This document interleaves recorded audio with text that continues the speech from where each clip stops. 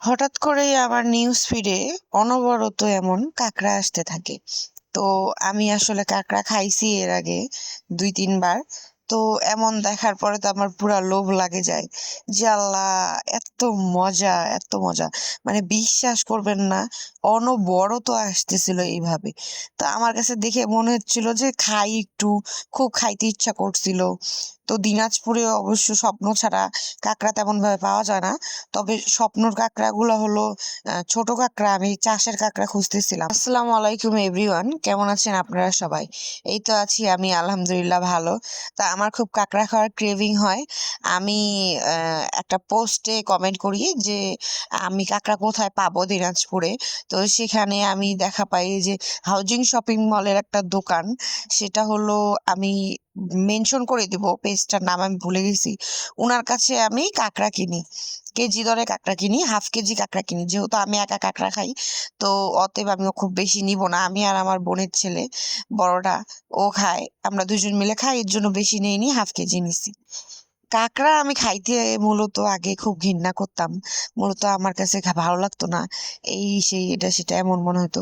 পরে আমার best friend হৃদয়, সে আমাকে সাজেস্ট করে যে খেয়ে দেখ, অনেক মজা দোস্ত এটা, আর মূলত এটা চিংড়ির মতন। তা আমি তার উপর বিশ্বাস করে খাই। খাওয়ার পরে আমি ফ্যান হয়ে যাই। আমি বড় মাঠে একটা দোকান ছিল, সেখানে খেতাম। তারপরে এবার বাসায় রান্না করে প্রথম খাইছি। এটার টেস্ট মানে এত ভালো ছিল, আর আমি এত ভালো রান্না করব আমি কখনো ভাবিনি। আসলে আমার শাশুড়ি যেদিন শুনে যে আমি কাঁকড়া খাই বা আমি কাঁকড়া খাবো, বাসায় রান্না করব একদিন, সেদিন আমার শাশুড়ি আমাকে খুব রিকোয়েস্ট করে, বলে, মা, তোমার পায়ে ধরি, তুমি আনিও না এই বাসায়। আমি জীবনে কখনোই আর খাইতে পারবো না ওই থালা বাসনে। তো এগুলা খুব ইয়ে করে, মানে কি বলবো, আমার শাশুড়িও পাল্টি মারছে, আমার আম্মা জানো পাল্টি মারছে, আমার মাও বলছে আমার বাসায় আনিস না মা, এগুলা তোর বাপ সহ্য করতে পারবে না। আর আসলে আমি ভালো করে জানি আমার বাবা মূলত অনেক সেনসিটিভ একটা পার্সন। যে মনে করেন যে মুরগি খায় না, পাকিস্তানি মুরগি হোক, এই ব্রয়লার তো প্রশ্নই আসে না, পাকিস্তানি মুরগি হোক, এগুলা খায় না। মানে আমার বাবা অনেক সেনসিটিভ। তো আমি জানি ভালো করে আমার বাবা এগুলো দেখলে কখনোই বাসায় রান্না বান্না গুলো খাবে না, খুব সেনসিটিভ আমার বাবা। তাই আমার শেষ আশা ভরসা আমার বোন। আমার বোন আমাকে দিছে রান্না করতে, ওর কড়াই, ওর বাসায়, এটা আমার বোনের বাসায় রান্না করতেছি। তো প্রথমে আমি কাঁকড়াগুলো ক্লিন করে নিছিলাম, আমি ইউটিউবে দেখে নিছি কিভাবে ক্লিন করতে হয়। তারপরে ক্লিন ক্লিন করার পরে আমি একটু সিদ্ধ করে নিছিলাম। সিদ্ধ করার পরে আমার একটা লাল কালার আসছে, তারপরে আমি একটু ভেজে নিছি। ভেজে নেওয়ার পরে এখানে আদা, রসুন, গরম মশলা, মানে আমি আমার মতন রান্না করছি। অনেক ভিডিও দেখছি আমি রান্নার, তবে আমি আমার মতন রান্না করছি।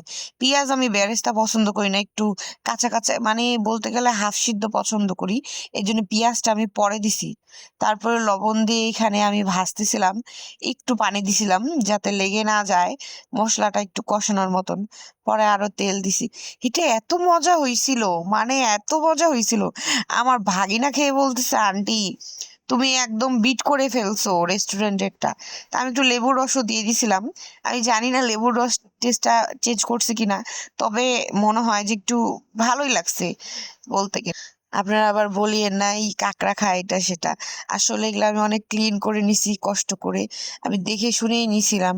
তো কাঁকড়া আসলে সবার একটা অভিরুচি, কেউ পছন্দ করে কেউ পছন্দ করে না, সেটা ব্যাপার না। এখানে আমি কষায় একটু পানি দিয়ে রান্না করে নিছি। রান্না করার পরে আমি তো ভাগিনাকেও ভাত দিছি, আমিও ভাত নিছি, তারপরে তাকেও প্লেটে দিছি, আমিও নিছি। তো এই যে খাওয়ার জন্য আমি প্রিপারেশন নিচ্ছিলাম, আমি মূলত কনফিউজ ছিলাম যে এটা কেমন হবে রান্না করতে বা খেতে কেমন হবে। এটা এত মজা হইছে, আমি নিজে শুনলাম, নিজে করতেছি, আমি বুঝতে পারতেছি না। আমার বড় খায় না, খুব ঘৃণা করে, কিন্তু আমি তাকে সাজেস্ট করবো একবার খেয়ে দেখো কত মজা। আসসালামু আলাইকুম, ভালো থাকবেন সবাই, দোয়া করবেন আমাদের জন্য।